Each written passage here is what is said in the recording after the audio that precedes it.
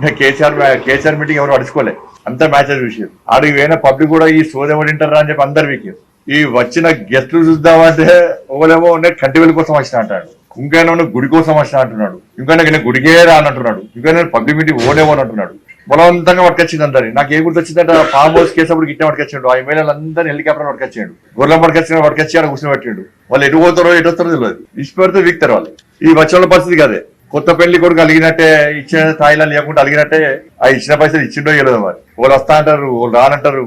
కానీ పూర్తిగా BRS party ఉన్నటువంటి సినిమా చేస్తాంటే ప్రీ రిలీజ్ ఫంక్షన్ పూర్తిగా అట్టని ఫ్లాప్ అయిపోయింది. ఇవ్వరు రాలే, పబ్లిక్ ఎవరు రాలే. పబ్లిక్ రారని తెలిసే 10 లక్షల రూపాయలు ఇస్తా అంటాడు, క్యాన్సిల్ చేస్తా అంటాడు.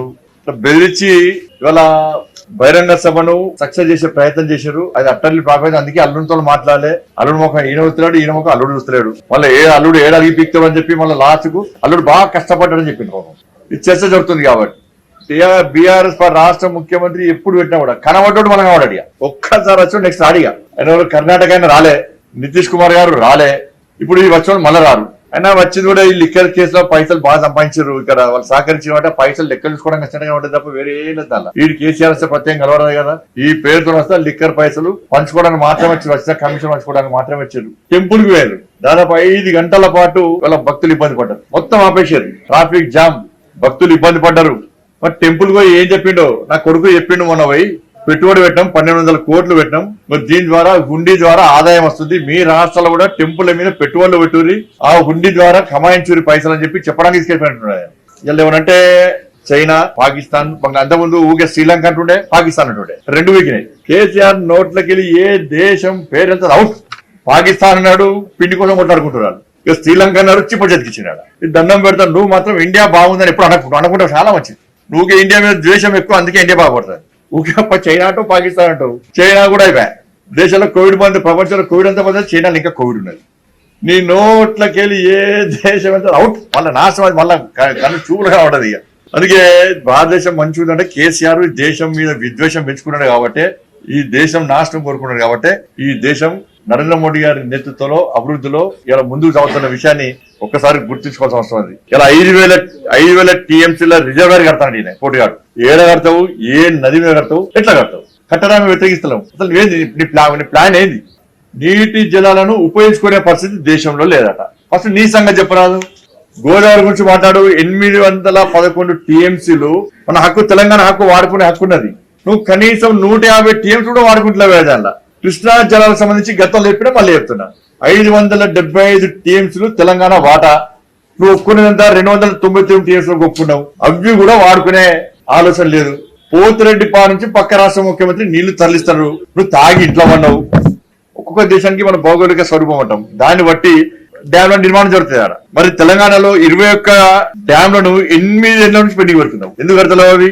తెలంగాణ రాకముందు 2014లో నువ్వు ఇది కట్టినా అది కొట్టినా అంటున్నావు, కాళేశ్వరం కట్టినా అది కట్టినా అంటున్నావు. 2014లో తెలంగాణ రాష్ట్రంలో అప్పుడు సర్వే ప్రకారము నీళ్లు లేక 18 లక్షల బోర్లు ఉండేవి వ్యవసాయం కోసం. 18 లక్షల బోర్లు.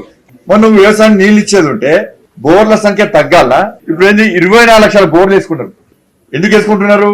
రైతులు నిత్య నిరంతరం రైతులు వ్యవసాయం చేసుకుంటే రైతుల ఆత్మహత్యలో దేశంలో తెలంగాణ రాష్ట్రం 4వ స్థానంలో ఎందుకుంది? ఒక్క రైతు బంధు ఇచ్చి మొత్తం ఉన్న సబ్సిడీ అన్ని పడేసినావు. కరెంటు విషయం మాట్లాడినావు. నువ్వు తెలంగాణ రాష్ట్రంలో ఎక్కడన్నా ఏ గ్రామంలోనా 24 అవర్స్ కరెంట్ ఇస్తావా? ఇస్తున్నావా? ఇస్తే నేను రాజధాని పక్కన చెప్తున్నా, ప్రూవ్ చేయి. 24 గంటల కరెంటు నేను ఇస్తున్నా, నువ్వు ఇస్తున్నా అని చెప్పి ప్రూవ్ చేయకరన్నా. 24 అవర్స్ కరెంట్ ఇస్తున్నావా? నువ్వు కరెంట్ ఎప్పుడు వస్తుందో ఎప్పుడు అవుతుందో తెలియదు. మోటార్ కాడ ఫ్రీ ఇస్తున్నావు, మీ వ్యవసాయం కాడ పొలం కాడ ఫ్రీ ఇస్తున్నావు, ఇంటి కాడ రేట్లు వేస్తున్నావు. నువ్వు అసలు ఫ్రీ కరెంట్ ఎట్లా ఇస్తా అంటున్నావు? నువ్వు డిస్కౌంట్లకు పైసలు కట్టాలి. కడతలు డిస్కౌంట్ మొత్తం నాశనమే పరిస్థితి. ఇప్పటికే దాదాపు 50,000 కోట్ల నష్టాల్లో ఉంది. ప్రభుత్వం నుంచి వచ్చేటువంటి ప్రభుత్వ కార్యాలయం నుంచి వచ్చేటువంటి కనీసం బిల్ పేమెంట్స్ లో రాబోయే రోజుల్లో అంధకారమే పరిస్థితి. నువ్వు ఇంకా 2-3 పీకడు నువ్వు మూట చదువుకొని భారతీయ జనతా పార్టీ ప్రభుత్వం ప్రజల ఆశీర్వాదం రాబోతున్నది. ఆ డిస్కౌంట్ లో కట్టాల్సిన పైసలు, నువ్వు బకాయి పడ్డ పైసలు మొత్తము భారతీయ జనతా పార్టీ ప్రభుత్వం కట్టాల్సి వస్తుంది. కానీ ఫ్రీ కరెంట్ మేము ఇష్టం అయితే నువ్వు ఇష్టం కాదు. అగ్నిపథ్ గురించి మాట్లాడండి. అసలు డిఫెన్స్ నీకు పాలసీ ఉందా? నీకు దాని మీద ఒక్కసారన్నా నువ్వు ఆలోచించినవా?